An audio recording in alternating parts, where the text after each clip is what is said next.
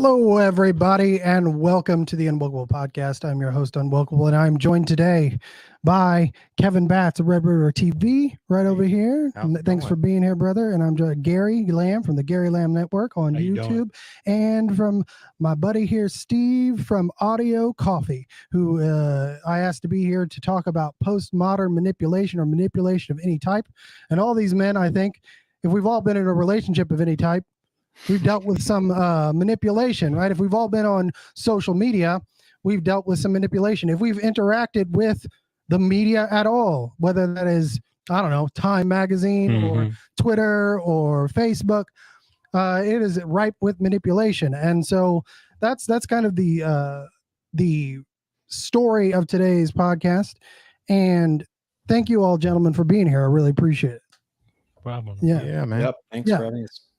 So I woke up this morning to this. This is what I experienced.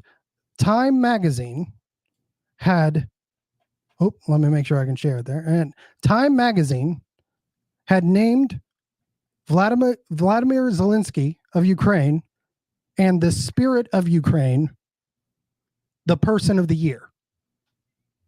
So let me just couch this for a second, because it's quite remarkable to see how this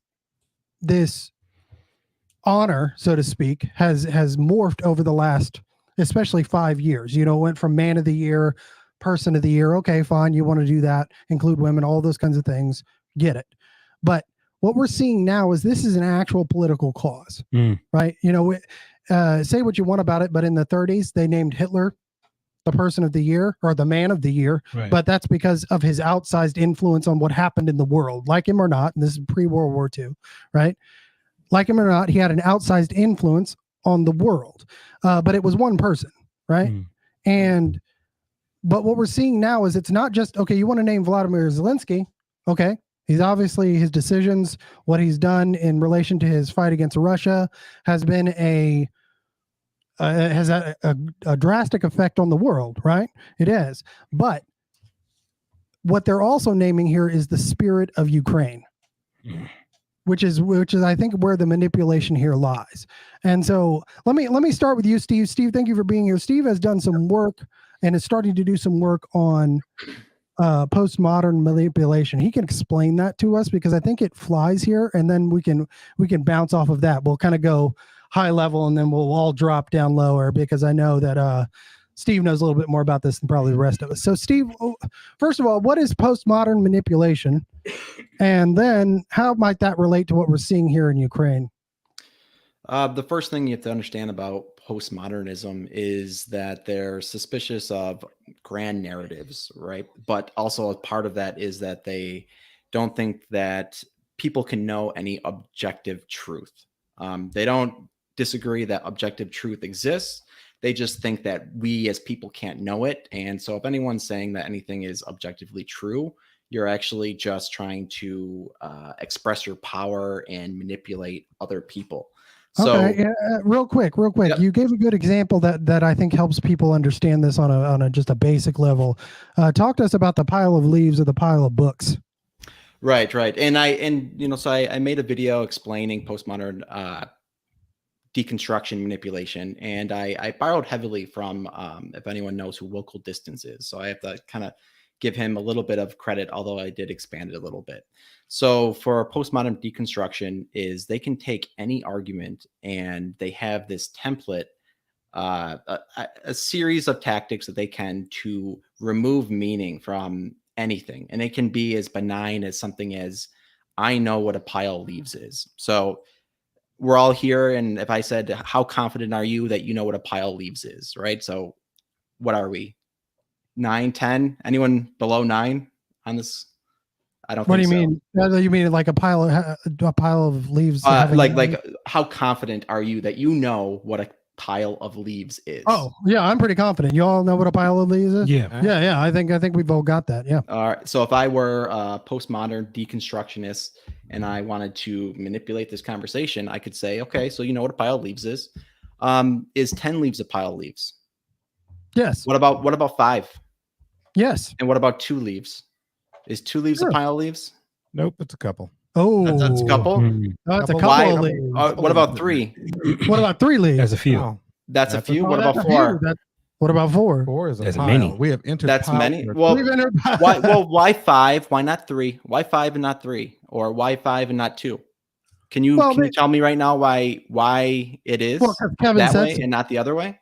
And what about if we had what if we had 100 leaves and we spread them all out on the ground? Well, shoot, hold on. You asked me my opinion, and I'm giving to you. Darn it! I'm telling you right now, 4 is many. And that's what it is. Right. Yeah. So so there's some subjective natures to a subjective nature as opposed to an objective nature. I definitely got what you were saying. Oh, I know. I know. I'm not explaining to you. I'm explaining it to the audience. Right. Make sure I'm pretty sure they got it. Right. Well. But that's what he's going to get into here. So continue. So we. The last point I'll just finish with is and let's say 50 leaves, right? But we have 50 leaves and they're spread out on the ground and they're barely overlapping. Is that a pile of leaves? And can you articulate really clearly why that's a pile of leaves? But if we push it, that's not a pile of leaves. But if we push them slightly closer, what is that line that makes that a pile of leaves and it not? And essentially what I'm doing right now is I'm doing postmodern deconstruction, and what it is, there's a lot of different tactics. I was using blurring the lines and giving exceptions, but it's nitpicking to deliberately miss the point so that you can drain your opponent of their epistemic authority. And all that means is you try to make them look like they don't know what they're talking about. And you're doing that so that because you don't have to be right in the conversation. Your opponent just has to be wrong. And by default, you're right. And that's what this postmodern deconstruction, which again, it was a way to kind of pull out meaning from text or deconstruct meaning from the past from text, but then activists kind of ran with it in a bad faith way, and now it's just that annoying anime avatar that you run into on any social media that just comes up to you and says actually, and gives some annoying response that misses the point. And that's right. Kind of postmodern construction in the world we live in today.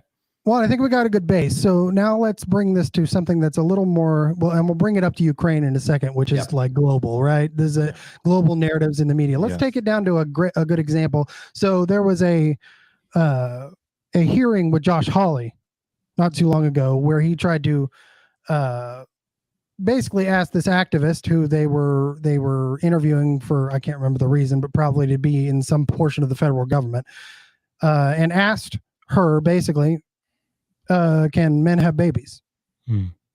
Or are women the only people that can have babies? Right. And what she ended up doing in that moment, right, was saying, well, non-binary people can have babies, right? Or trans women or trans men, I can't remember which one it is, can have babies. Or some women can't have babies.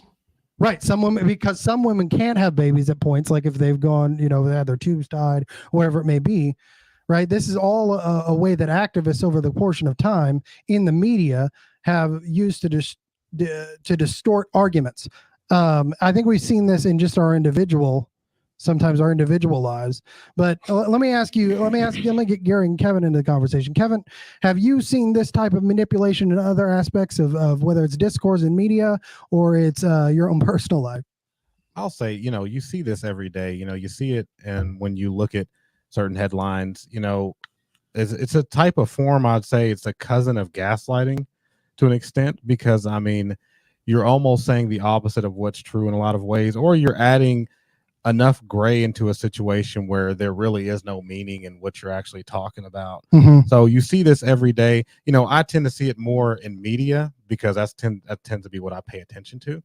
Like this morning, I open up my phone and I see that the Wall Street Journal had a very particular headline talking about James Baker, I think, the general counsel for Twitter. Oh, yeah. We're going to get into that because, go ahead. So the headline, they buried the lead completely.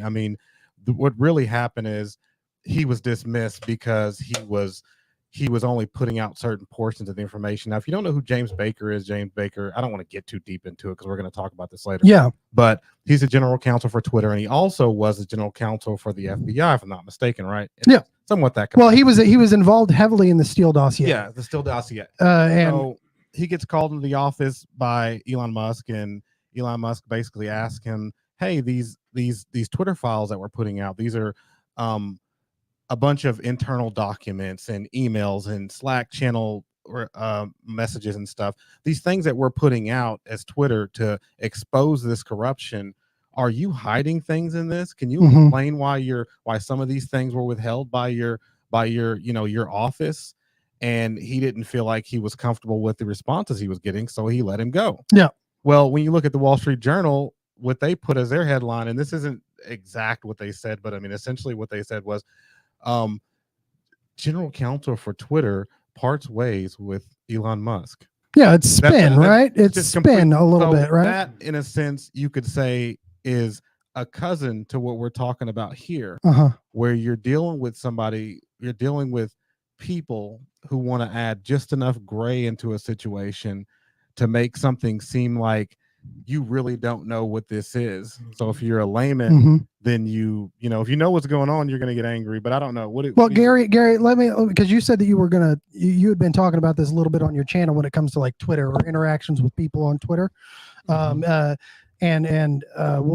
We will get Steve's commentary on this from a postmodern perspective, but I want your perspective because you do a lot with relationships in general in your channel, right?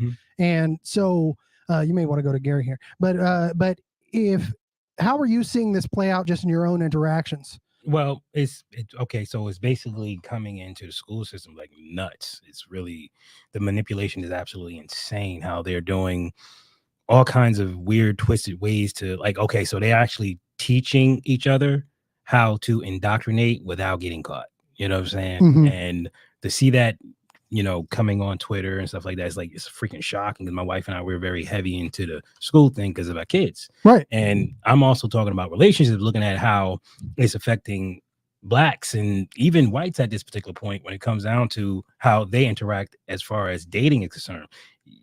It's getting really terrible. You know, something called passport bros, right?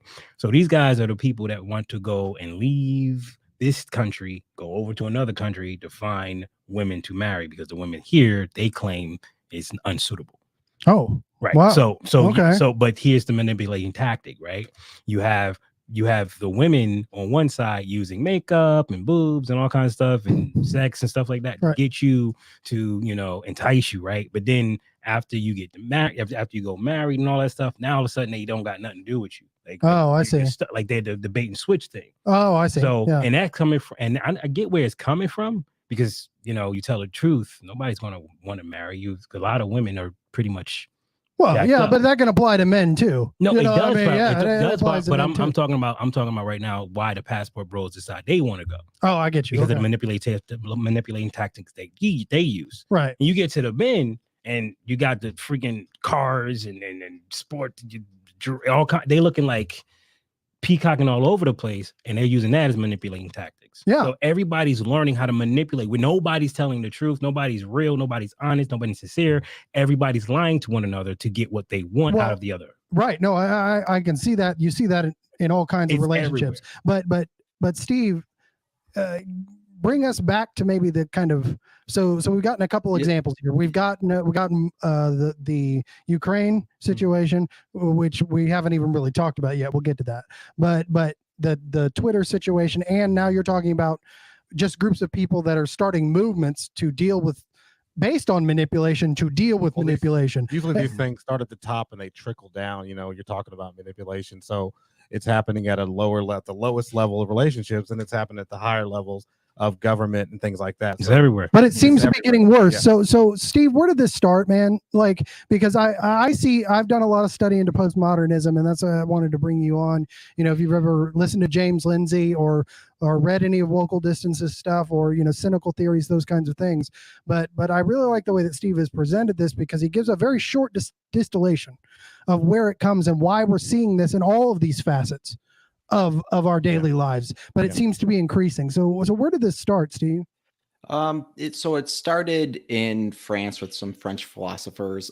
There's of course it starts in France. Michel, if anyone's heard of Michel Foucault, Jacques Derrida, Baudrillard is another famous one who kind of was more relevant later than some of the other ones.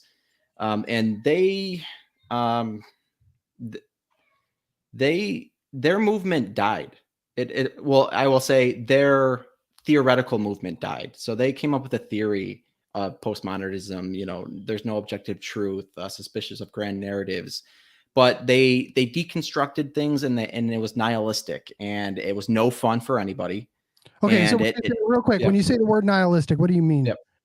That you believe that there's no God, there's no meaning in life, and there's no purpose. Drifting leaves in the wind, maybe. Yeah, there's with no aim, with no goal. Yeah, there you go. Bring it back. Yeah, and to bring this back, what Gary was saying, he was talking about this other movement, but you see this a little bit with the incels. Yeah. Right. Well, that's where all these things, there's offshoots being created as these things start happening. People start peeling off into their own thing. Right. So as society disintegrates into this world of everyone's manipulating everyone, so nothing's real, everything's relative to one another. There's no God. There's nothing rooting you to anything. So when you lose the roots, that's where you end up with relationships where the family's busted. That's where you end up when the government's busted, where we're electing politicians who aren't worth the crap. And we have these corporations who manipulate us, and we also have a media. But this thing all ties back to something, and I think that your guest has definitely touched on that. Which is the lack of foundation, right? Yeah, and I want to just highlight, because we're kind of circle around this idea. So there's no objective truth. That means that something else is taking its place. So our old guiding star might have been objective truth, finding truth, right? What is true? That's gone now. It came with postmodernism. They killed it. Or when I say gone, I mean, like the average person who's caught up in how things are now. But what it replaced it was subjectivity. And so when you say subjectivity, what do you mean? By that I mean however you feel, however you think is equally as valid as someone else's.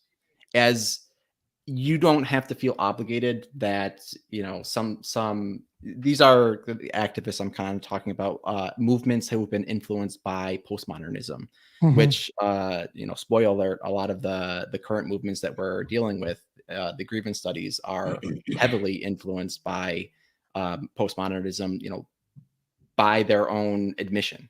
So an example of that might be the Kimberly Crenshaw critical race theory, right? Or which is a kind of perversion of the civil rights movement and what Martin Luther King's dream was a little bit. And even the non-binary movement, to say that you are something beyond what your physical characteristics say you are. It's a mind over matter a little bit. Yeah. Right? And then if you try to correct that, then you're expressing your power over them, which is the logic of postmodernism. Okay. So it's all about power. Yeah. Yeah. So you got something to say on that, Gary? Because see, I have a friend that's on live actually, and we talk about this in depth. Okay. When it comes down to the non-binaries and stuff like that. He's one of those heavy hitters in Twitter and stuff like that. He's always doing his thing, and we talk about this all the time. And I'm gonna let if we ever bring him on, because he's pretty awesome to have on. But if I ever bring him on, I'm going to let him explain his life, because till this day, I don't understand it. But what I'm saying is that we talk about this all the time, and he cannot stand that aggressive forcing that they do, because it brings a bad name to him.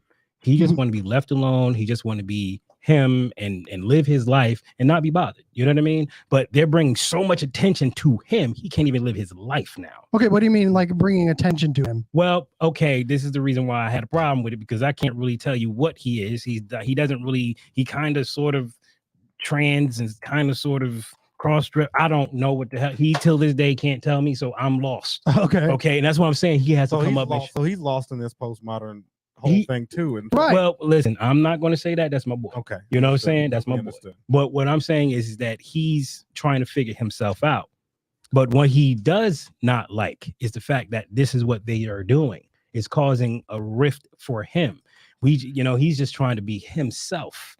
Okay, so he's not trying to force himself on anybody. No, not at all. He don't want to force himself on anyone. No, I was just going to say, bring that back to what Steve was saying, because this is designed, if what you were saying earlier, Kevin, that this is kind of a top-down situation, that it's kind of, or I think it's what they call sustainable model, right? Literally, the manipulation sustains itself because when I say top-down, I don't really mean like as a power on the top and they're making people do things. I'm saying that when the leaders set the tone for everything going on. Yeah, and it trickled down. So it trickles down bit by bit, and it fractures. So just so I'm I'm sure you understood that, but I know for the audience. I understand what you're saying. Leaven's the lump. Yeah, I think that's like, well, if he can smoke, I guess I can smoke. Well, if he can smoke, I guess I can wear this. And if I can wear this, then I think. And now, we all over the place looking goofy because they doing kind of stuff, and it's trickling out because they're supposed to keep the the fake nonsense, and it's ridiculous how they do it. Right. Well, I think what we're hitting on here is that, because I want to get back to your point that he doesn't know what he is.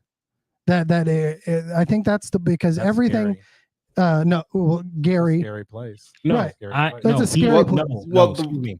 And let me. This is why I wanted him to talk for himself. Yeah. I'm not saying he doesn't know himself. Yeah. He knows himself. They keep moving the goalposts, so he can't. He can't pinpoint. His definitions keep changing. Exactly. So he's like, well, I can't even say I'm this. So so let's stop right there. Let's stop right there. Good. I like that. Yeah, Steve, go ahead, because speak to exactly what Gary just said. Well, I want to highlight. Yeah. Just that, of the academic theories, queer theory was most influenced of, you hear about, fat studies, queer theory, CRT, critical theory in general. Queer theory, compared to all the rest of them, was most influenced by postmodernism. It means it kept most of it. And there's an actual book. I'm forgetting the person's name who wrote it, but it's called Saint Foucault, where it's written. Foucault, meaning Michel Foucault, one of the postmodernists. And in it, he talks about how the academic term queerness or being queer is an identity without an essence. Well, meaning, and here yes. No, go ahead. I'm sorry, Steve. Yeah, meaning the point of it is that it's fluid. You don't have a stable identity. And once you become some stable identity that's normalized, then that's not queer anymore. So your identity is defined in opposition to what is normative, which is destabilizing by definition. Okay, well, and let me hit that real quick, because I think I can take that even to a more easily understood level, because queer theory is the absolute rejection of anything that is normal. So once it becomes normal, it will reject it. That is what queer theory does. And because normalization, which gives you stability, right, has been demonized to the point that, because that's what causes power, one group of people to have power over another. That's the manipulation here in that. And a good example, I'll just insert, like they think that gay men who got married are sellouts because they joined the the ones who started the damn thing is the sellouts. Right. Well, let me get this straight. That's the dumbest shit. Look. Yeah. And we're a family show here now. So, but yes. That's why I'm trying to stitch this up the proper way. You know what I'm saying? No, I get you. Stitch instead of the other word, Yeah. No, I'm already struggling as it is. So I almost messed up 3 times. Well, here's the thing. And I'm going to pull up a comment here in a second, but I want to lay this out as a very basic foundation that queer theory, or queerness as they define it, is not a individual identity. It's a political identity. Mm-hmm. It usurps your individual identity. Mm-hmm. It takes it from you. Yeah. And implants in that place a political identity that's designed to get power from those around you. Mm-hmm. And that serves like Kevin was saying, a larger goal towards the top.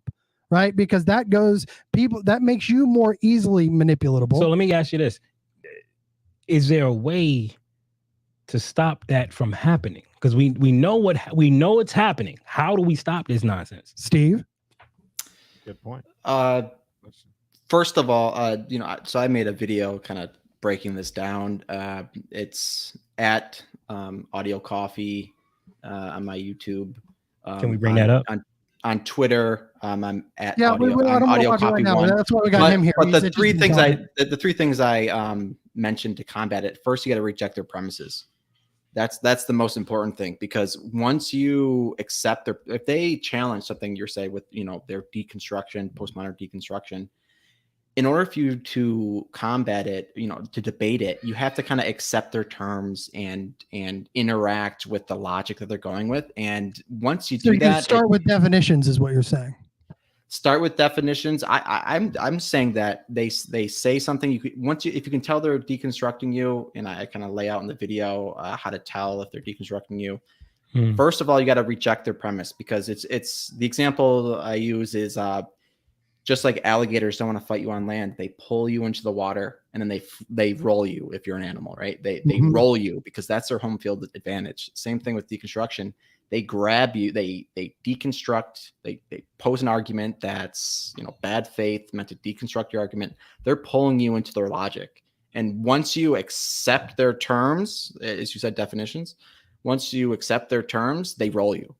And so you're in their sandbox. Oh, I see. That's stupid. It is. Well, but you can understand how many people would, when you assume the other person's engaging in good faith and not trying to manipulate you. I understand. Yeah, you know why that happens so easily? Because we actually believe people when they say stuff. Yeah. Well, that's it's a weaponization of empathy. It's a weaponization of good faith, right? Which Americans have been trained from a young age to be, to deal with each other in good faith. Largely, I mean, you. Even as I think all of us are here are pretty much the same age. Steve might be a little younger, but broaching 40 or around those areas, and when I was a kid, we still, although we had problems, we still trusted our officials, right? We still, Dan Rather was still on, CBS, and we would watch him at night. We had 3 channels. You may have had cable, but you still had your network news that was largely giving you the information, right?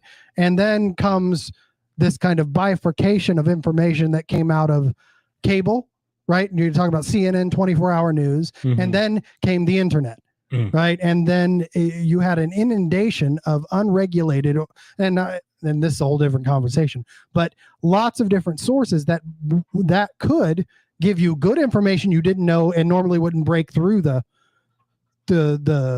hierarchy of things, or that could give you very bad information, saying, anything crazy, right? And so, but we're still dealing with a generation, Generation X, all the way up to the boomers. All of us were raised in a kind of good faith atmosphere that has really broken down, especially over the last 5 or 10 years. And I think what Steve is saying here is that it's the dominance of postmodern thought that has caused that breakdown. And when he says deconstruct, remember that the kind of woke model was, disrupt and dismantle, right?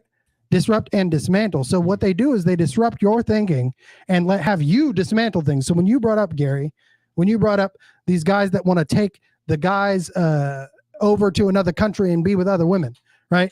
Well, what is that doing? And that's dismantling a subset of the American society, right? That was built upon really the family unit. Yeah. Right. And Kevin, I know you talk about this a lot too, which is how important the family is and how this kind of postmodern thought can seep into your marriage. It can seep, but absolutely. But also, oh my God, we can talk about this for days. Yes, but going even one step further to tie this all together, because I know Steve has done this too, and what Gary said earlier, education is the key here. Absolutely. Right? Because postmodernism has seeped into, when you've got queer theory, critical race theory, and these kinds of things being implemented in schools, it's now coming from the top down and the bottom up. What do you think, Kevin? Absolutely. So you have a tornado of what we would call disinformation in a sense, because I mean, like you said before, they're getting mixed up from the top to the bottom. They see it on TV. They're immersed in it. And so a lot of times when I talk to conservatives, who aren't Black, I try to explain to them, they say, the Black community and things like that. They try to understand the Black community. I try to just understand that almost everything that's happened in society has been beta tested in the Black communities of America. Oh God. So when you talk about the breakup of the family, all these things, we're usually 10, 15, 20 years ahead of where they beta test it there and they move it out. They're not doing that as much anymore, because now they got this thing rolling the way they want it to roll. But what you got to understand, well, they also beta test it in poor families. Poor. Yeah. So it's so what you do is, in the Black communities, you're immersed in it from the time you're a little kid. You see it on TV, all the entertainers you see, you go to school, you're seeing the same thing. It's just from the top to the bottom, like you said before. And so they perfected that, and then they just push it out and it's deployed. And now you see it deployed throughout society. And, now we're just reaping all these things that have been wrought. Well, and it creates distrust. Yes, absolutely. You know what I mean? And it creates distrust on such a massive level. that, well, and this is what I can't stand. So I was on Timcast not too long ago, but and he's a real smart guy, but he knows how to get him clicks. You know what I mean? He's a successful guy. Yeah, absolutely. But it's always civil war this, civil war that, civil war this, and it's kind of like divorce, right? Yeah. Divorce, something you're told in counseling is if you bring up the word divorce, it's going to make it more likely to happen. Right. Right. And I think you can take this back to postmodernism, just, connecting the dots, but I'll get your thoughts on this, Gary. But if you mention divorce over and over again, you mention the deconstruction, you speak that over and over again, it becomes part of your thought. It's the same way that I believe the surveys going into schools through social emotional learning mention, are you, and I don't know what I can use on YouTube here, are you thinking of harming yourself? Right. If you mention that over and over again to a kid who's never thought of harming themselves, but they're going through a very hard time in their life, which is puberty. I mean, we all remember that, right? I mean, puberty sucks, right? But if you mention that over and over again, during that point in your life, it increases the chances that will be something not only think about, but act upon. So what have you seen this? You talk a lot about relationships, Gary. Have you seen this going back to mentioning divorce, causing divorce? Yeah. Yeah. Very, very, it's prevalent especially in the Black community. It started off with the whole, you got to get rid of the man stuff. It started with that. And now it's just like, it spawned into what we have now, which is absolutely passport bros going their own way, all this other stuff. And it's because of that right there, that division. And you're right about that. Once you start saying the moment, so I'm just going to bring it full circle. The moment you start saying the divorce, you start putting things into motion, right? You're like, all right, cool. So let me see, what are my rights as a husband, right? That's or a father seeking, or a father seeking divorce because I'm tired of this woman. I'm done. You start doing that research. You start finding out how much it costs to get the divorce, how much it will cost you if she puts you on child support. What can you do to block her? Things like visit every single lawyer in that county, so it makes it harder for her to find a lawyer to talk to. Right. You go through that whole procedure because you're literally going down that rabbit hole. I'm getting rid of this girl. That's it. I'm done. So you're absolutely right. And then it also causes a whole lot of pain, right? Because now you're shutting yourself off. You're becoming cold to your wife. You're cold. What makes her do?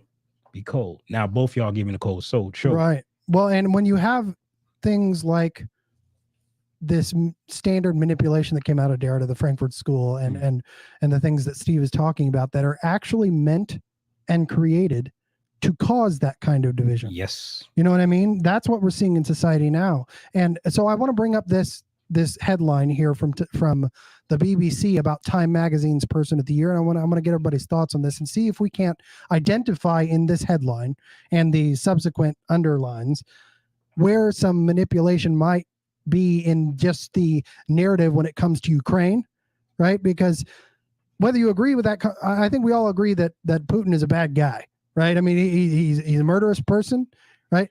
But war has a tendency to create a binary thought process, and truth. The first casualty of war is truth. You know what I mean? And so just bringing this up here. Look, so here's a Person of the Year, Vladimir Zelensky, the spirit of Ukraine. So as if the spirit of Ukraine is itself a person, right? But so here's the headline. Time Magazine has named Ukraine President Vladimir Zelensky and the spirit of Ukraine as its 2022 Person of the Year. So already I believe there's a manipulation there, but then I'm going to go into what happens next. What they say, the award goes to an event or person.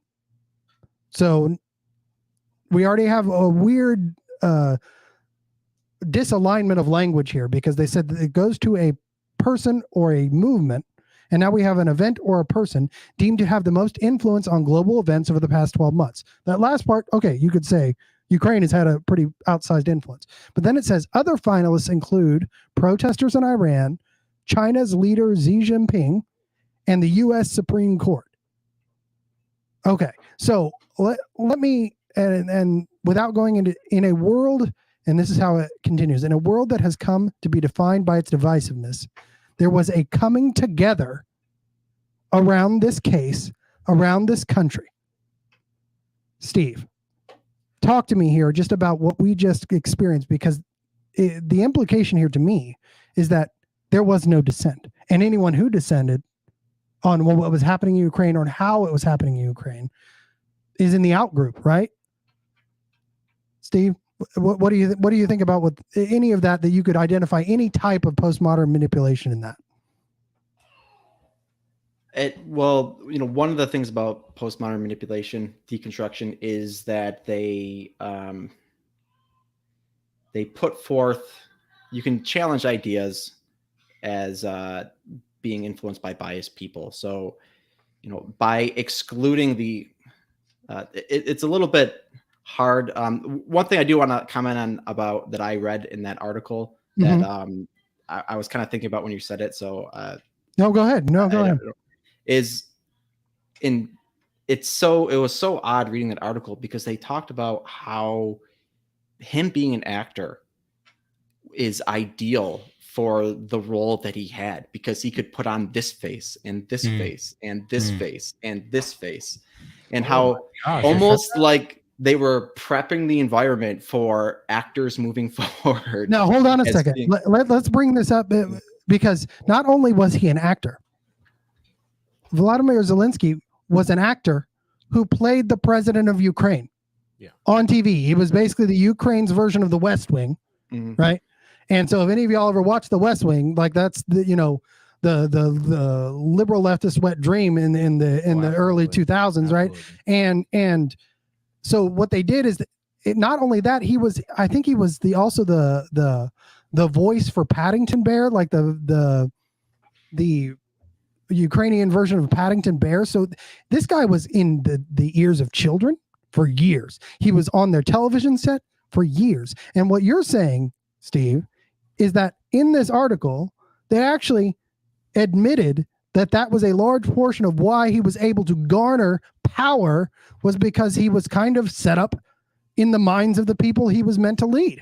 The article wasn't that long, and they put a significant amount of real estate of words on the, he was an actor that benefited him in this scenario, that, when I read it, it seemed like that was kind of the point that they were trying to get us more comfortable with.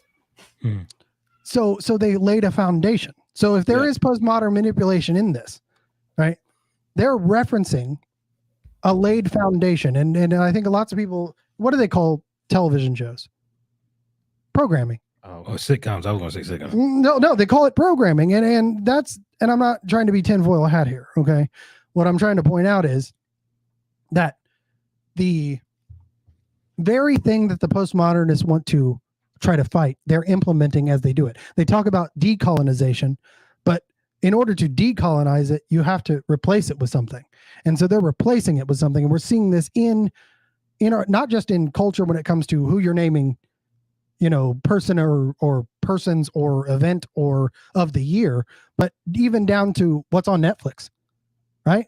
I mean, have you seen it, or what's going on at Twitter? So talk about this. Go back, since you were talking about this earlier, Kevin, this whole Jim Baker thing with Twitter, because I want to connect. I'm going to keep connecting these things, because I think the same thing was done in that situation where Jim Baker was kind of set up. He was set up to the point that Twitter hired him after he was removed from the FBI, to basically be a launderer of information at the most crucial free speech zone in the world. It elected Donald Trump in 2016. I wouldn't call him. I wouldn't even say he got fired. I would say he was reassigned to Twitter. Oh, so, that's how you want to think about it. Okay. Now, I will say that, going back to the deconstruction. Now, if you're watching this and you think to yourself, you know what, these guys are off the rocker. These guys are a bunch of tinfoil hat guys, and they don't know what they're talking about. Give it about 2 or 3 years, and after Zelensky wins his Nobel Peace Prize, when they sign the peace talks and all that stuff, they will deconstruct him.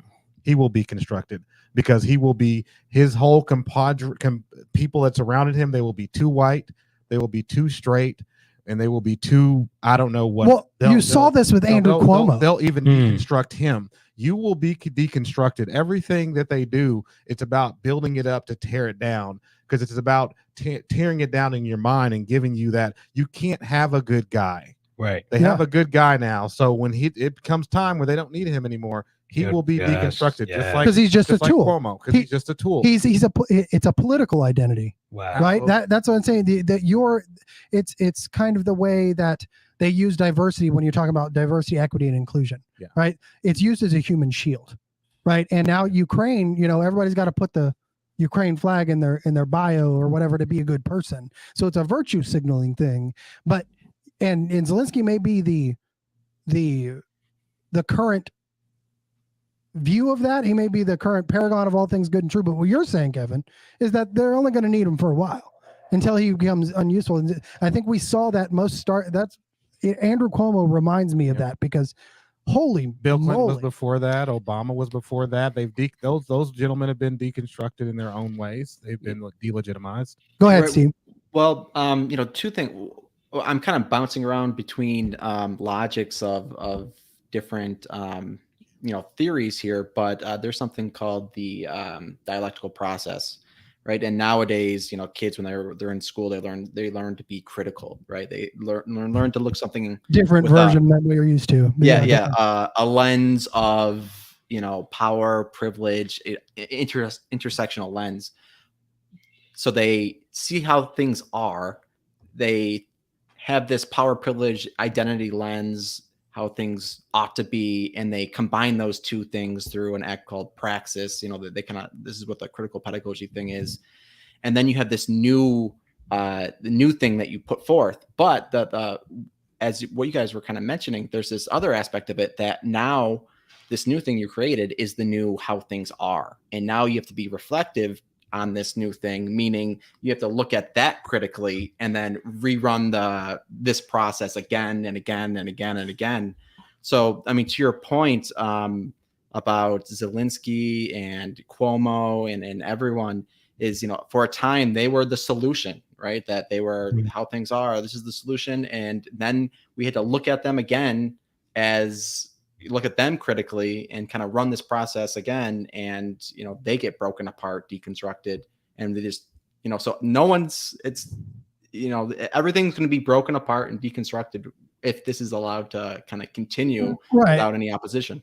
Well, and let me bring up this. So we were talking about Logic Rex, your friend here. I'm bringing this up now because we mentioned him and he deserves to, and by the way, super chats are open. Like, subscribe, share on all the channels for which this is appearing. Also go visit Gary's channel. Make sure I got it right. Gary Lamb Network, is that what it is? Yeah, go visit all these things, but super chats are open on my channel on YouTube, which is on at UnWokable Pod. You can look up there, but I want to bring up this, what Logic was talking about. He says society would choose to label me as non-binary. Mm-hmm. Okay. I reject that label, but I'm also not HRT. What does that mean? I don't know. Maybe he can explain it. Yeah. I'm also not HRT. I have any surgeries. So I'm saying he's not trans, right? Or they are not trans. I don't know. That's why hormone replacement therapy. Hormone replacement therapy. Okay. Thank you, Steve. Okay. Yes. But I can't, and he continues, I can't claim trans either. I'm not a cross-dresser. It's not a fetish with clothes. And he says, gender fluid still falls under the non-binary culture and ever-expanding umbrella at Zambrano. So, but I want to thank you for sharing that Logic. But here's, I think, where we fall into the problem.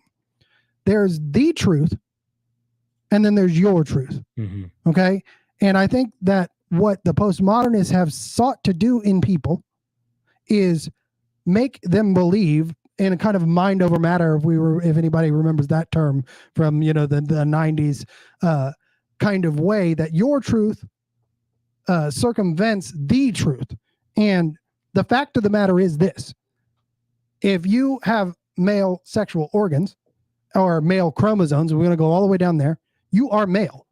Now, if you want to choose to present yourself a different way, you can do that. This is a free country, and I support your right to do that as long as you're over age, right?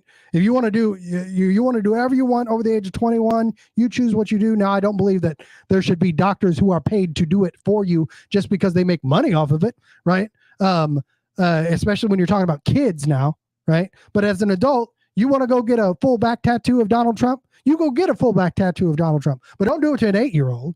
But but it still will not change the fact that you are male at a molecular level. And what I think we're getting into with the postmodern movement is it's a power struggle, because what it does is it makes everybody have to recognize everyone else's so-called truth. And that leads to the deconstruction that Steve is talking about. Kevin, you want to jump in there? Actually, you really have a question. No. Paul, you look like you were going to say something. Oh, no, I don't have. Okay, Steve, you think I'm on the right track there with that? Well, with the postmodern, world that we live in now, that's that claim I'm making. Like what that kind of means is that we have accepted that truth is not. I mean, there are some categories that it's like your emotions, right? Those exist. How you feel is something that has some range, but now claims are being made about, your subjective experience as truth objectively, I guess, or your to be taken reality is someone else's objective reality. Yeah. Well, yeah, that was maybe a little sloppy way for me to put it, but when we say we were in a postmodern world now, it's this acceptance that there's not a consensus of what is true, what isn't, or even a need to have that, because whatever subjective paths of truth that we're finding are all equally valid. And it's like a balkanization of, the mind. Society. Yeah, the mind. When you say balkanization, I just want to point this out. Balkanization in Europe led to, just the complete destruction of Yugoslavia. It led to the Bosnian genocides. It led to all kinds of destruction. And what I keep saying over and over again, and what if I ever talk to Tim again, I'm going to tell him, the only thing standing in the way of the global regime, as he puts it all the time, which are, whether you're talking about the WF, the UN, or just whoever high atop the thing that is trying to take over the mind of man, right, is that the only thing standing in the way is a United States of America, right? Mm-hmm. And so going back to the point, if we keep talking about a national divorce, if we keep talking about civil war, if we keep bringing up, I don't want to be a part of what California is doing. Well, federalism it was built on the fact that they knew they were going to have differences. Mm-hmm. Georgia was not going to be the same as New York. New York was not going to be the same as Pennsylvania. But if we start saying that we cannot live together as a country, don't you think, Kevin? Don't you think, Gary, that will lead to a disillusionment that will actually enable the powers that be that are profiting off of us being divided to take over whatever we have left? Kevin? Absolutely. And that's what they want. They want to drive us toward making a critical mistake. They want to drive us towards firing that first shot.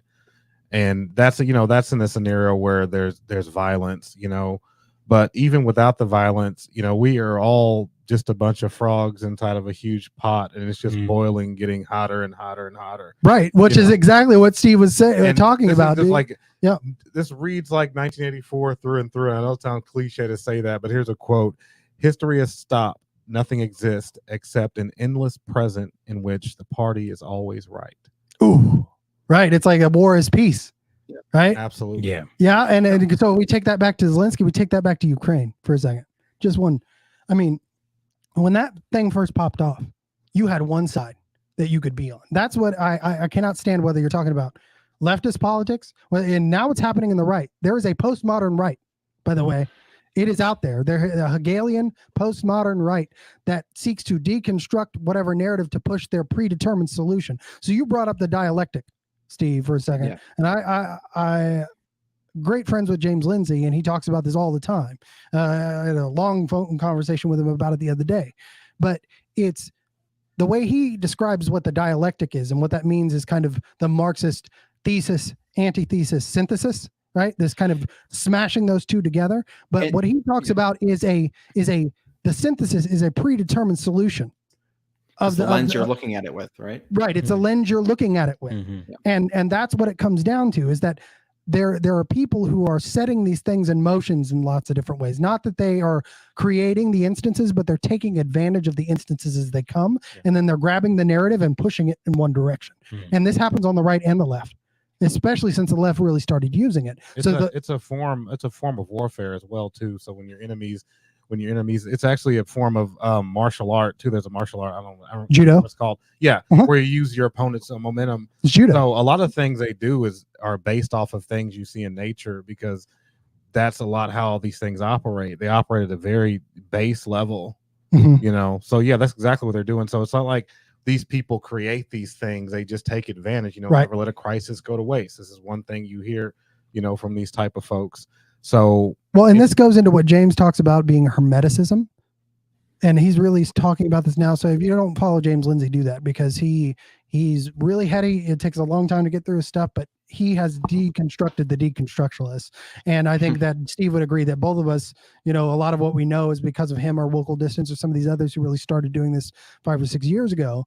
But it's that it's a religious hermeticism or a Gnostic, meaning that they literally live off of infesting other belief systems. So whether it's Islam, Islam or Christianity or Republicanism or conservatism, what they do is they grab a hold of it. And you saw this. I like to use the example of New York Times. The New York Times, even if you were sitting right or left, you looked at that as a paper of authority, at least on a lot of things. Even if you were a Republican at a point, right? It had a reputation of being the New York Times, or you want to say the Wall Street Journal, right?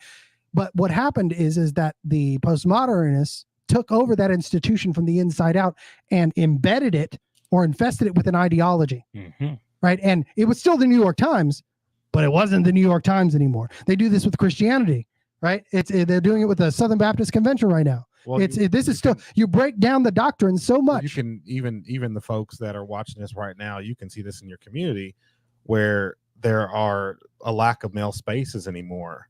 Yeah. So where you used to have, and I'm not talking about the internet, because there's a lot of things that go on with the internet that make these things artificial. I'm talking about Boy Scouts. I'm talking about the lodge. I'm talking about the bar where men used to meet up. These things have been shrouded with nefarious connotations, or they've been taken over, almost to the point at gunpoint, because they use the legal system to take it over if you don't let them in. That's right. And then when you finally do let them in, they're not worth what they were before. They're well. Hollow. Let me hear Gary's take on this, because I know you talk about this a lot on your show when it comes to masculinity in general, right? Yes. It has been demonized to the point, and I think that's part of the reason we're seeing, honestly, a lot of these child transition surgeries. But here's the thing: it hasn't been demonized; it's been shifted. Okay, what do you mean by that? It's been given to the women. Okay. They're very masculine now. They're the ones wanting to they're the breadwinners now. They're the ones that go out. They're saying they're the ones that calls the shots and all this other stuff. Independent, partnership, all this stuff. It's like they shifted it from one to them.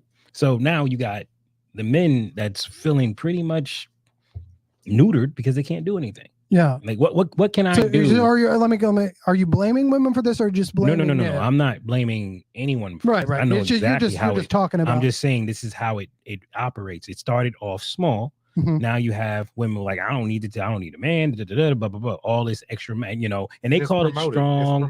It's very promoted, like being strong and independent, and then it go rap.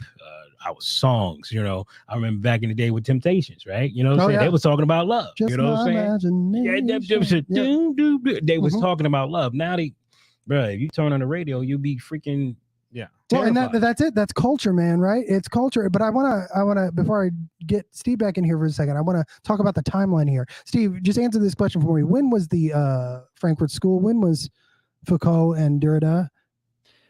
So they actually weren't the Frankfurt School. That was Marcuse. Right, yeah, you're Marcuse. Right. Sorry, my bad. But when was this all came out of a movement of the 60s, right? So the overlap of the Frankfurt School and Marcuse. Mm-hmm. I never knew. Yeah, Marcuse.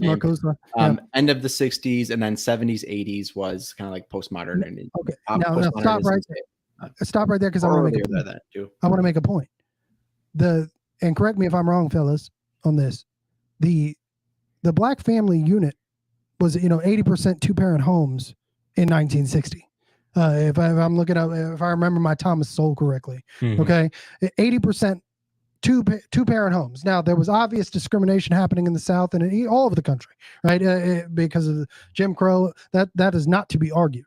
But the black family stood strong through a lot of that, through up into the majority 60s. of that. Yeah, a majority of that. You hear Larry Elder talk about this a lot. You hear Coleman Hughes talk about this a lot, of how the black experience in and I'm not speaking. I'm not black, obviously, but you ain't gotta say that. Yeah, I know. But I'm just saying that they stood strong against adversity that most people or most groups maybe wouldn't have been able to stand through, right? Yeah. But I want to bring up the timeline is my point of this, right? The timeline is you had the Great Society in the 1960s with Lyndon Johnson that literally incentivized the breakdown or the deconstruction of the black family because you got more money if you only had a one-person home, right? That was part of it, right? Absolutely. Which removed, in a very real way, the men are a masculine influence over the children, right? And what masculinity was. So that was the first step. And then you talk about the ideologies that were coming to fruition at that time, whether we're talking about Derrida, we're talking about the postmodernists that Steve is mentioning. This is not a coincidence, is what I'm saying. Then you have Roe versus Wade, 1972, right? And then you have you even down to getting things off the gold standard, because taking things off the gold standard meant you had nothing. What we mentioned earlier, money was not attached to reality anymore. Money was an idea. It was an idea. Whatever everyone agreed it was. And now we've moved into this. It just seems to keep going and going. And like you said, they seem to have beta tested it on the black community, I believe. Absolutely. So talk to us about that a little bit from your experience, because I think it's huge. I think people need to understand that part of the reason they treat black conservatives like Kevin here, or like Larry Elder, or like Candace Owens, like worse than they would ever treat me. You know what I mean? Is because they are antithetical to the narrative. Herschel Walker, the headlines talking about him, how smart he sounds. Like some of the headlines I saw from the left newspapers he sounds so wise. Well, I'm just saying, like, things that you would never expect. That would never fly from a conservative newspaper. Yeah, no, it would never fly. The blackface of white supremacy. Go ahead, Gary. I don't want to speak on that. I'm making a point that y'all got my point. Yeah, that stuff is very irritating that they do that. Well, they call you all horrible names. You know what I mean? They treat you worse than they would ever treat me. I mean, talk to us about this for a second, Kevin. Oh, yeah, absolutely. I mean, if you watch The View, or you watch anything else, you watch entertainment, the things they said about Herschel Walker was disgusting. Yes. The things they say about Candace Owens, the things that these people have said to my wife. My wife, has a pretty decent following, and she has had a few things go viral, and then here comes the flood of things in her DMs of all these white liberals saying these horrible things to her.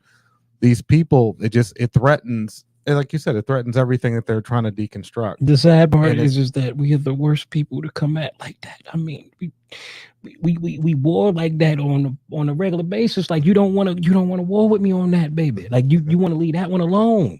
You need to understand. I will murder you. Don't you? Well, don't say that. Don't say that. Yeah. Well, it's YouTube, man. So you just gotta. But yes. So my point is that I'm not going to back down simply because you think you are who you are.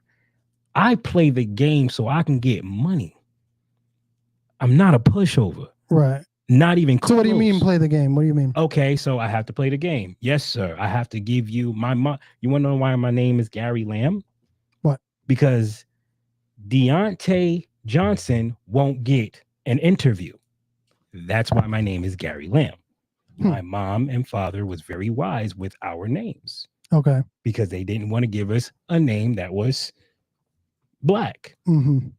So when I walk in, it almost sounds like when the Irish came over from came into America, they changed their name and just to blend in. Just to blend in. Yeah, because it's the same thing. Group preference. Unfortunately, unlike the Irish, I have a calling card. Every time I walk into a place, they see me immediately. Oh, you're Gary Lamb? Yes. You've never seen that look. I've seen it. I'm sure you've seen it. You walk into a place, they wasn't expecting a black guy, and that deer in the headlights look like, oh, yeah, where you, and now they're starting to find a way to, you know, not have you, like, what's the word I'm looking for? Dequalify you.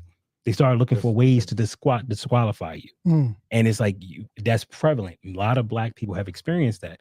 I'm not saying it's as big as some make it be, because let's face it, some people well, there are racists. Well, no, okay, but what I'm saying is but it's not a structural thing, right? You're talking about, I'm talking about it's on an individual level, right? So but you won't know that, because it's not like Patrice O'Neal said this before.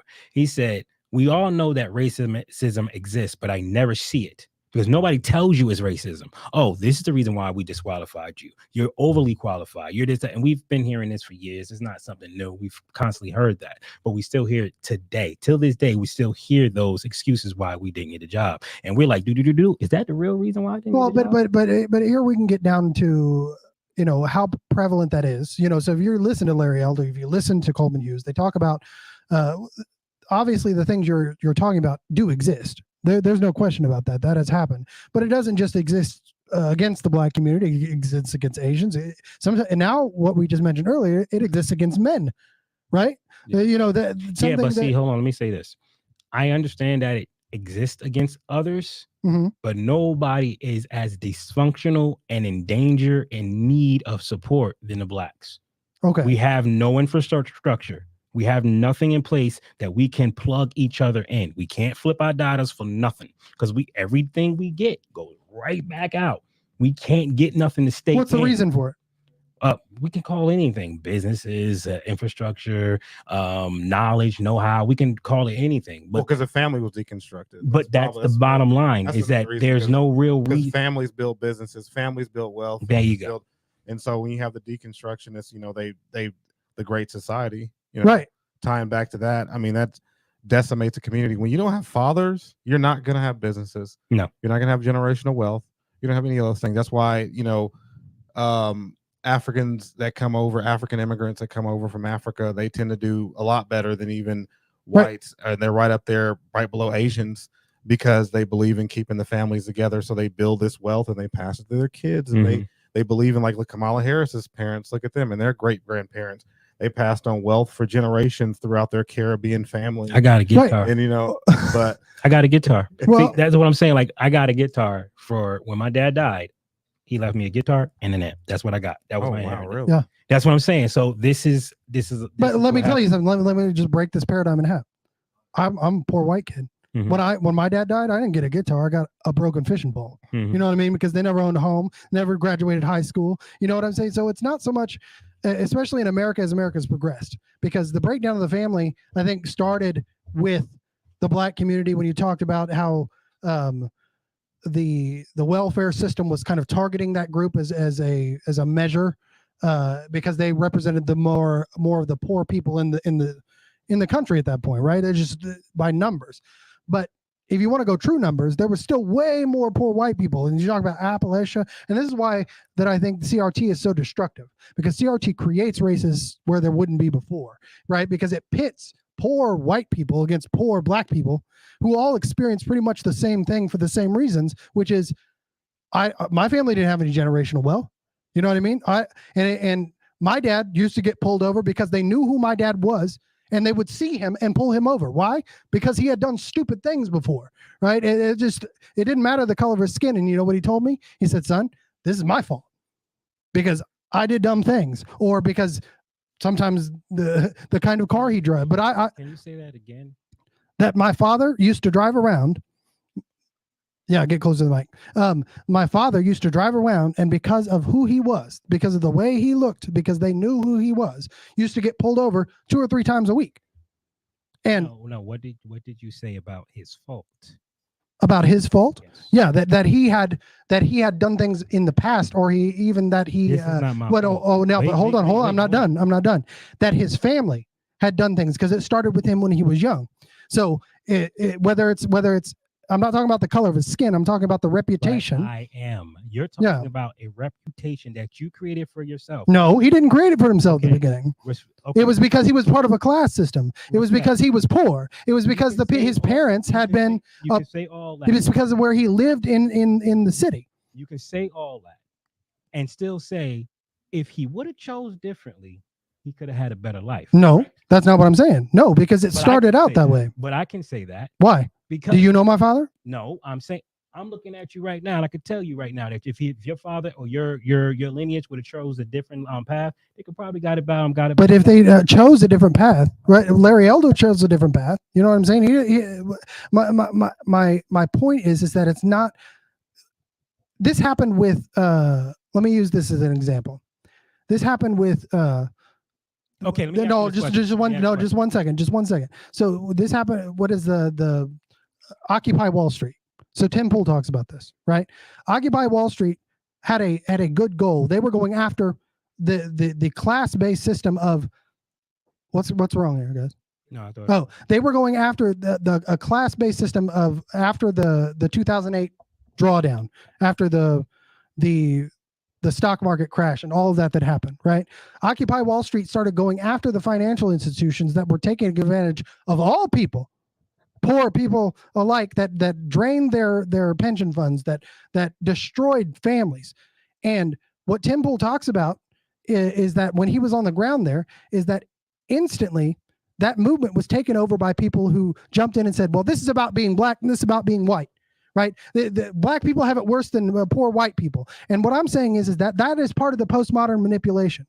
Is that if we take it down, I'm not saying that there's not a difference between the way people are treated based upon their skin color, but it's not universal. It's not systemic, because it's done to people based upon where they come from, what their last names are, all across the world, not even just in the United States. And they use that as a cudgel to split us, all of us, from going after what the real problem is, which is a higher level order of people who literally feed off of the misfortune of other people. How long do you think, if we decided to call a truce, before someone infiltrates that truce with the same crap that got us here today? Well, that's why we got to get away from these groups. Right. That's the problem. You have to be decentralized to where there's no groups, because if you have a group, it can be infiltrated.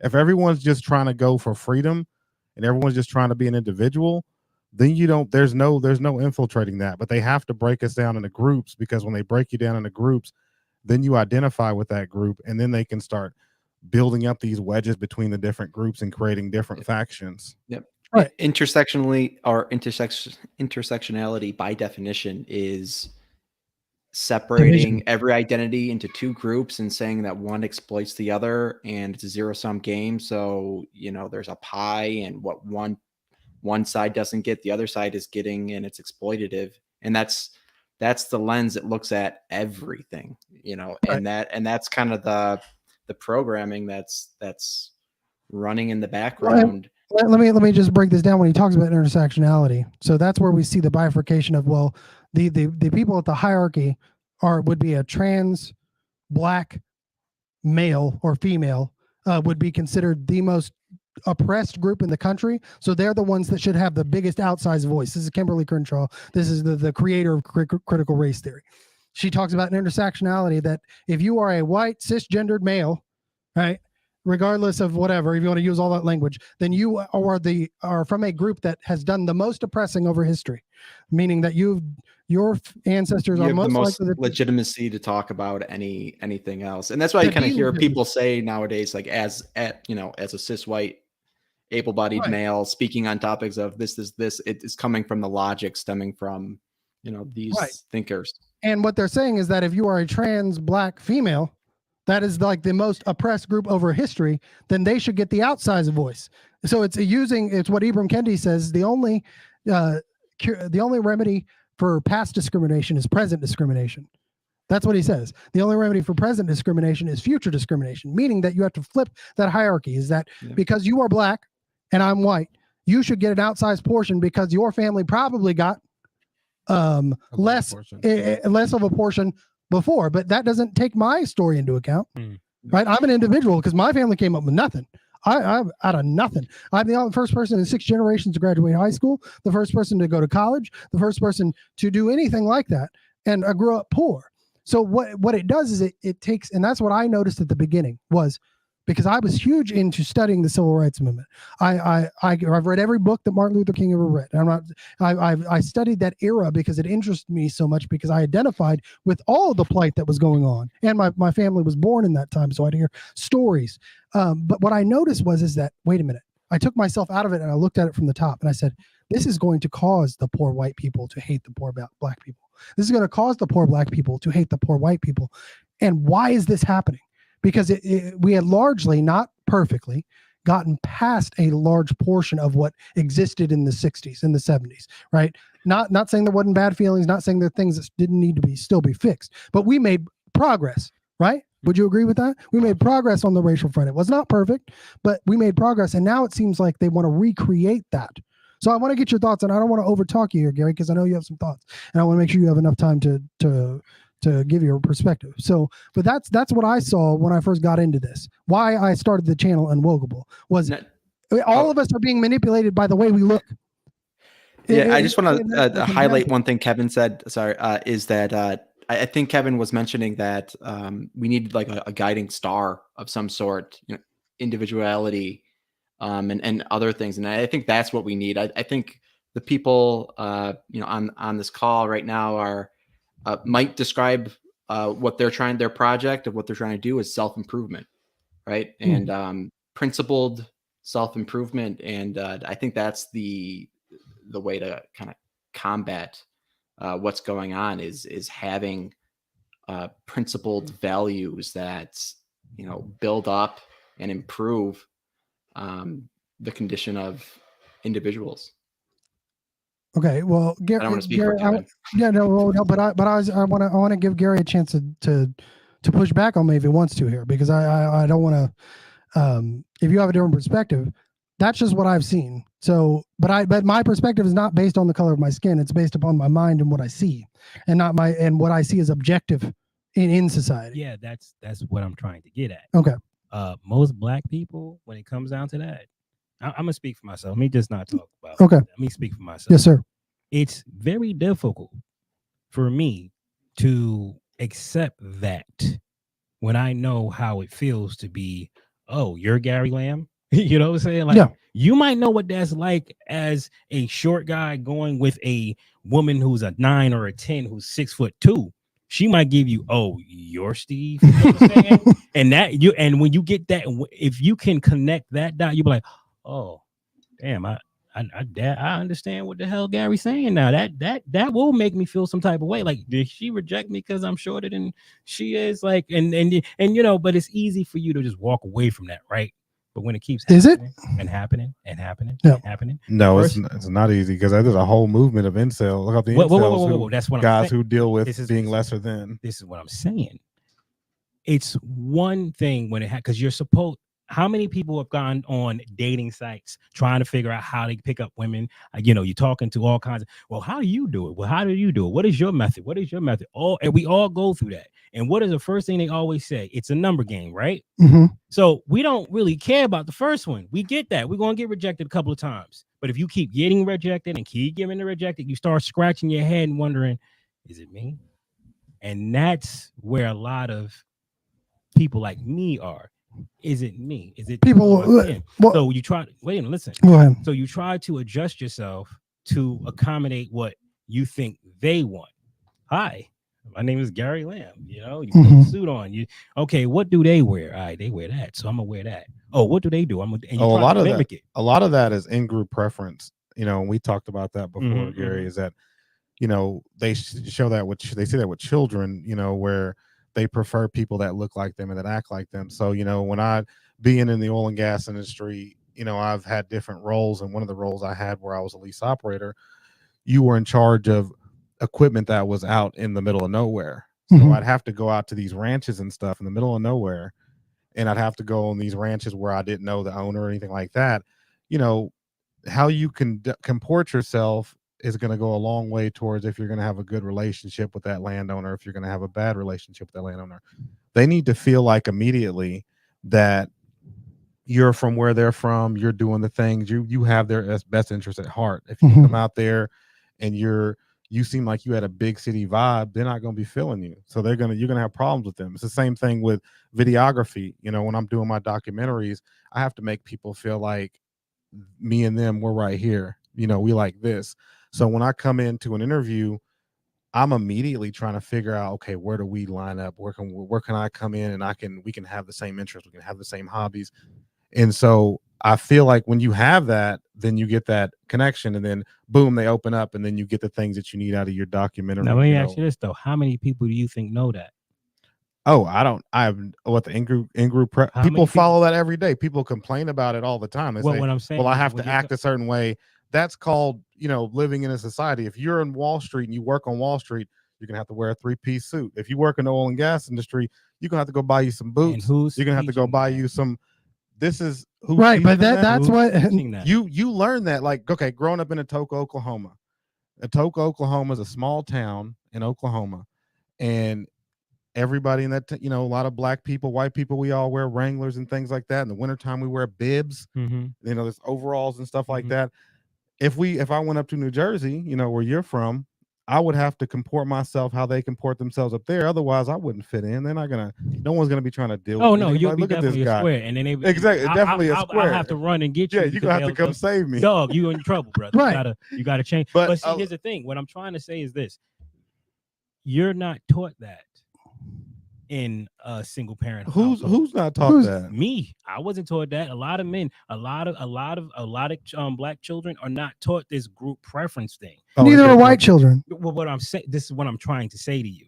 Yeah. If you're not taught that, you're going to default to the most common denominator. Yeah, you're going to black. say it's because right. No, and that's the point. That's what I want to get to. And I think what Steve is talking about with the postmodern issue here is that when you deconstruct the family, so to speak, and then you remove that as an option, right? As to a lot of leftists will you take away God, you take away a foundation, taking away ties that people have with one another, right? Things that people can agree with, that they can bond on, right? And then they use those manipulations, or they say you can't say that Ukraine.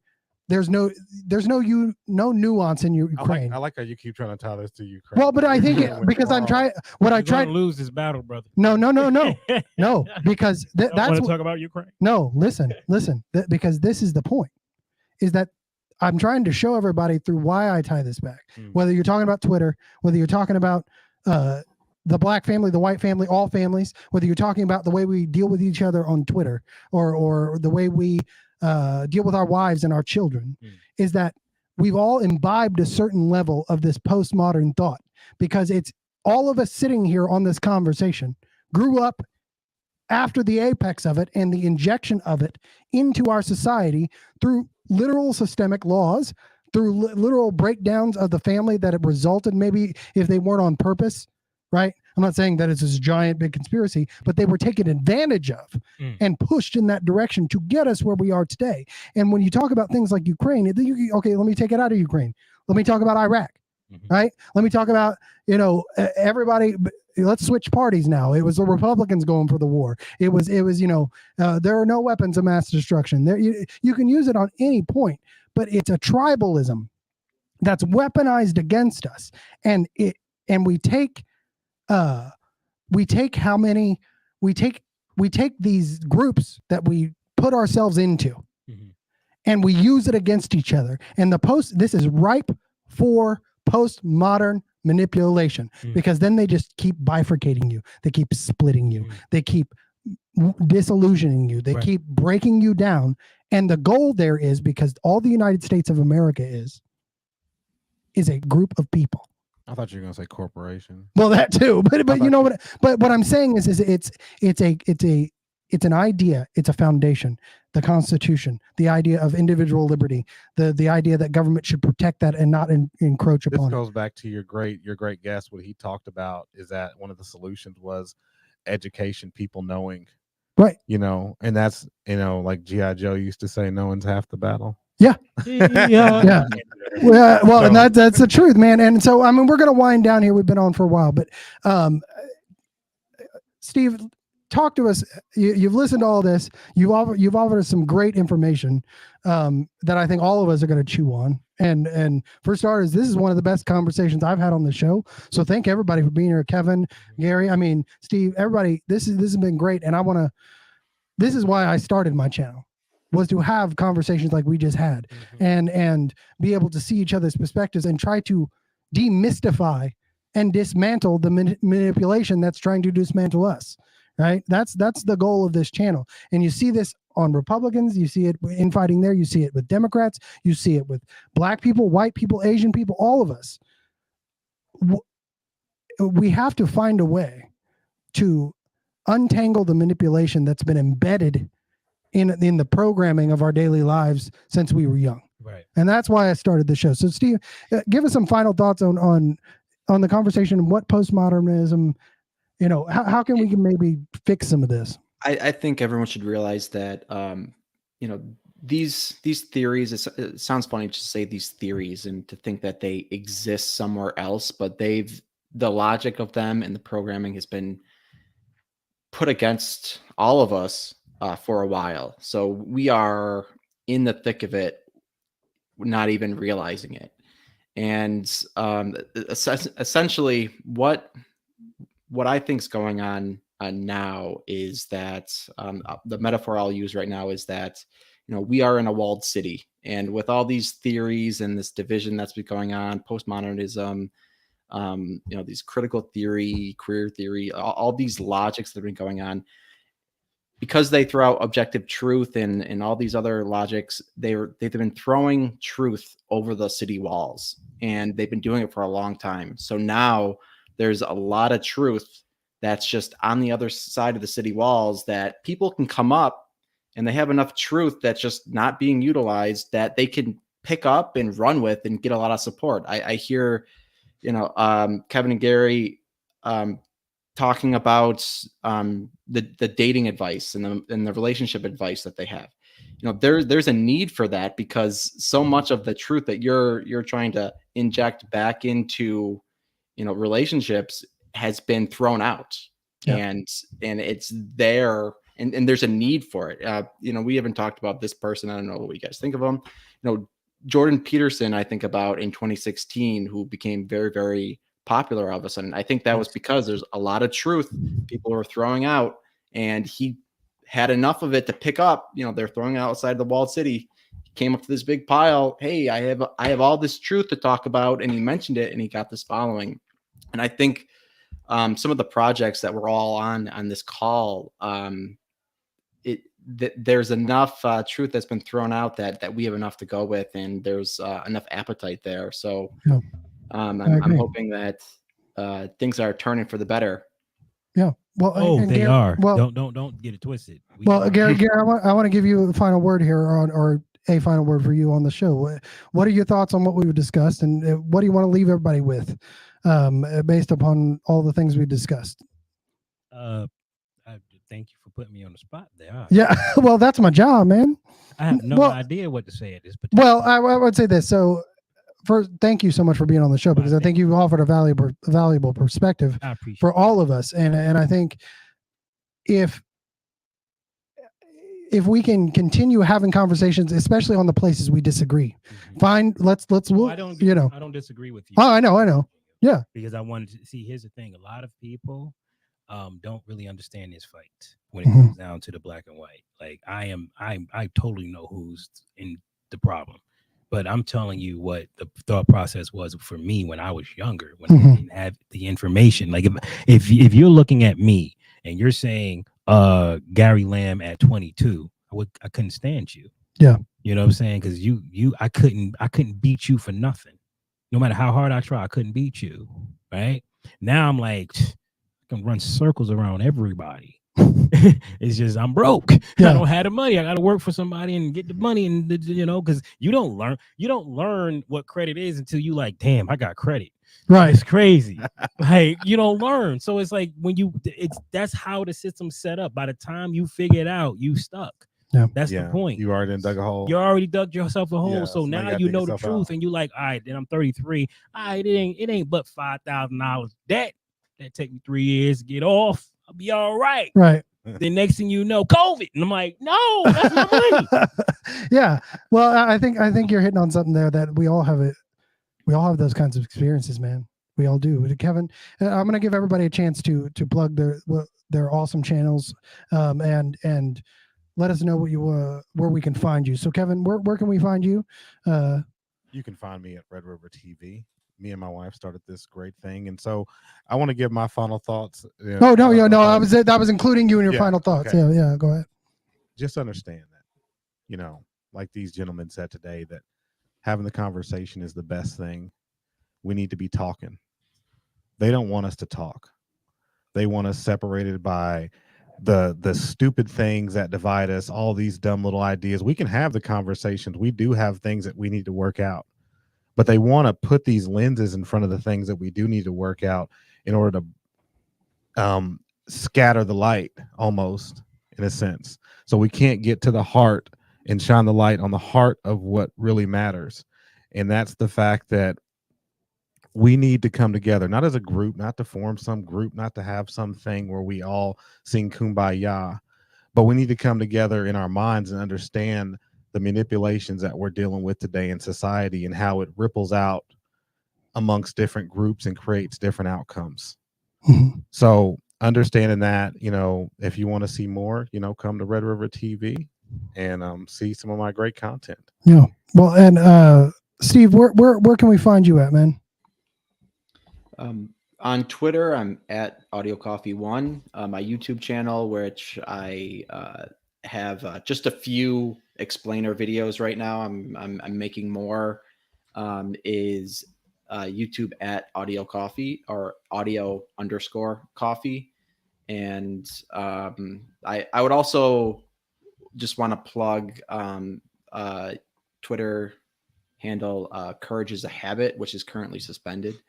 Because it was there. I asked them to make this deconstruction postmodern explainer, and they challenged me to do it for them, which kind of got me into this whole thing. So I just want to. Well, and I've had Alvin on the show a few times, and is a good guy, Curtis Abbott. Gary, where can we find you? Well, I would like to sing some Kumbaya. That'd be nice for me. I would enjoy that. Oh, you want to sing Kumbaya? I would love to do that. Girl, I don't know the words to it, but it'd be nice. Kumbaya, my lord. Kumbaya. Anyway, Kumbaya, my lord. No, you can find me at the Gary Lamb Network on YouTube. You can also find me at Gary Lamb 2020 on Twitter. You can also find me. I'm actually on TikTok. I know you guys don't like that, but real talk. There's an audience there there's an audience there. I'm telling you. But you can find me there at Pillow Talk GL. That's Pillow Talk GL on TikTok. Yeah. Well, and you go ahead. No. You can also find these lovely gentlemen, these two guys, Gary Lamb, and UnWokable. You can find them at Project 46. We have an app. You go to the App Store right now, and we're going to have more and more content of these great guys. And we're going to be bringing you guys some tremendous content going forward. And I believe the link is in the description of my videos. You can find it there. But my final thought is that I agree with what Kevin said. It's interesting you bring up TikTok, Gary, because I firmly believe that segregation in the 21st century is social media segregation. I believe that everything that we're talking about here is trying to divide us into different groups. Whether you want to talk about Twitter, you want to talk about True Social, you want to talk about Facebook, you want to talk about it's the Tower of Babel all over again. And postmodernism is the base of that, because it's designed to divide us. It's designed to divide you amongst yourself, so you don't know who you are. So then how can you help your society know what it is? You can't. And so I would agree with Kevin. I would agree with Gary. I would agree with Steve. We need to do our best to keep having conversations. And my last point on anything manipulation is this: if somebody's not willing to talk to you, don't waste your time. You know what I mean? If you have people that are unwilling to back up what they have to say to your face in a place where it can be vetted, in a place where it can be,